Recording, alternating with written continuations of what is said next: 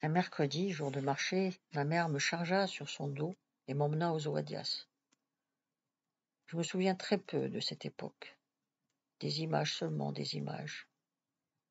D'abord, celle d'une grande femme habillée de blanc, avec des perles noires, à côté du chapelet, un autre objet en corde nouée, sans doute un fouet. Cette sœur, je le sus plus tard, était chargée des petites filles. Il y avait avec moi d'autres enfants, mais plus âgés. Entre autres, Tassaadith Aithoshen, Félicité, de qui il sera question plus loin. D'après ma mère, j'ai dû rester 1 an dans cette maison, sans doute de l'été 1885 à 1886. Tous les mercredis, ma mère venait me voir. Elle m'apportait ce qu'elle avait de meilleur. Des œufs durs, de la galette et des crêpes, des figues blanches et sucrées. Pour que les autres enfants ne me fassent pas de mal, ma mère partageait entre nous tout ce qu'elle avait apporté. Une fois, elle resta longtemps sans venir. Les semaines passèrent. Enfin, je la revis. Elle était pâle et amaigrie. Elle m'expliqua que mon frère Lahamara s'était battu avec un garçon de son âge. Elle avait voulu les séparer et le père de l'enfant lui avait lancé une pierre qu'il avait atteinte au sommet du front. On dut la transporter chez elle, évanouie. Après bien des jours passés entre la vie et la mort, elle était guérie et elle porta ma petite main à sa tête où je sentis un trou. De toute cette époque de ma vie, je n'ai retenu que l'air de l'Ave Maria Stella, l'image de la chapelle illuminée avec le prêtre qui officiait et montrait l'ostensoir. Longtemps après mon départ des Oadias, je me demandais ce que cela voulait dire. Mais je vois surtout une image affreuse, celle d'une toute petite fille debout contre le mur d'un couloir. L'enfant est couverte de fange, vêtue d'une aube en toile de sac. Une petite gamelle pleine d'excréments est pendue à son cou. Elle pleure. Un prêtre s'avance vers elle. La sœur qui l'accompagne lui explique que la petite fille est une méchante, qu'elle a jeté les dés à coudre de ses compagnes dans la fosse d'aisance, qu'on l'a obligée à y entrer pour les y chercher. C'est le contenu de la fosse qui couvre son corps et remplit la gamelle. En plus d'être punition, la petite fille fut fouettée jusqu'au sang. Quand ma mère vint le mercredi suivant, elle trouva encore les traces des coups sur tout mon corps. Elle passa ses mains sur toutes les meurtrissures, puis elle fit appeler la sœur. Elle lui montra les traces des coups en lui disant « C'est pour cela que je vous l'ai confié, rendez-moi ma fille. » La sœur me déshabilla, m'enleva même la chemise. Ma mère prit le foulard qui lui couvrait la tête, en attacha 2 coins sur mon épaule, fixa l'étoffe sur l'autre épaule avec une grosse épine en guise de fibule, dénoua sa large ceinture de laine, se la passa autour du front, me saisit par la main et me jeta sur son dos. C'est ainsi que je quittai les sœurs des Oadias. Pendant que j'étais aux Oadias, un homme du village avait demandé ma mère en mariage. Il n'était pas de notre clan. Jeune et vaillant, il lui avait promis d'être son soutien et celui de ses enfants. Ma mère accepta, car mes frères n'étaient pas encore capables de la défendre et de se défendre.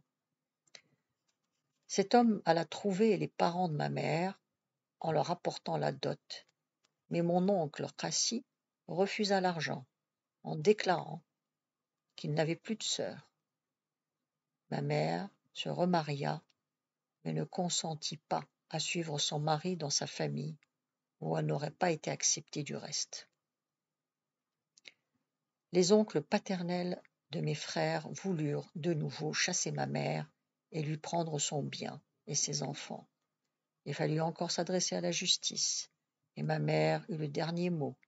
Elle garda sa maison, ses enfants, et l'homme qui avait assumé la lourde tâche de l'épouser et de la protéger. Il tint sa promesse jusqu'au jour où, son frère aîné étant mort, il dut aller le remplacer auprès des siens. Son vieux père, sa mère et la veuve de son frère. De ce mariage était née une petite fille qui avait hérité des beaux yeux vert bleu de ma mère. Ma mère était une courageuse. Elle avait coutume de dire « Le tatouage que j'ai au menton vaut mieux que la barbe des hommes. » Et c'était la vérité. Je n'ai vu ma mère pleurer que 2 fois, quand je fus jeté dans la haie de cactus et quand elle apprit la mort de sa mère. Ce qui lui faisait le plus de peine, c'était d'être séparée à jamais de sa famille. À mi-chemin entre Taouret Moussa, Ouammar et Tizi Bel, il y avait un ruisseau où les femmes allaient laver leur linge près du hameau de Tagaragara. Tous les mercredis, jour de marché, ma mère et ma grand-mère s'y retrouvaient. Chacune apportait ce qu'elle avait de bon pour l'offrir à l'autre. Mais un matin, ma grand-mère manqua au rendez-vous. Une voisine apprit à ma mère que sa mère était morte dans la nuit. Toute la journée, ma mère essaya de fléchir la volonté de mon oncle Rassi par des connaissances qui le supplièrent de la laisser entrer pour un dernier adieu à la morte. Mon oncle Rassi fut intraitable. Ma mère revint désespérée.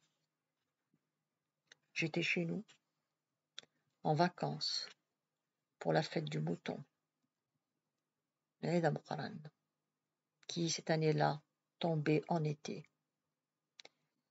Et ma petite sœur et moi, nous étions témoins de ce désespoir, sans le comprendre. Mais j'en ai gardé le souvenir.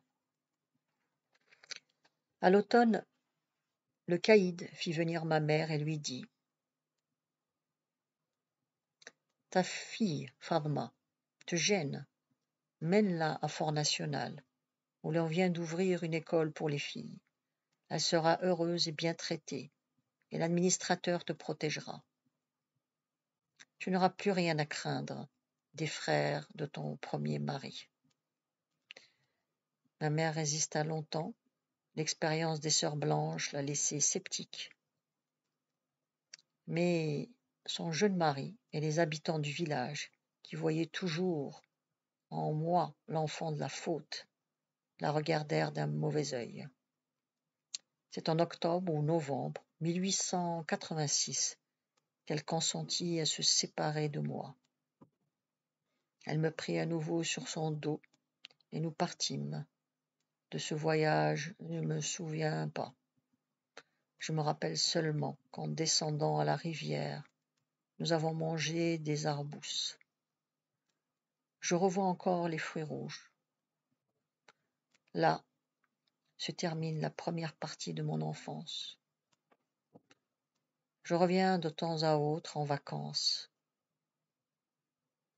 mais je ne souffris plus de mauvais traitements.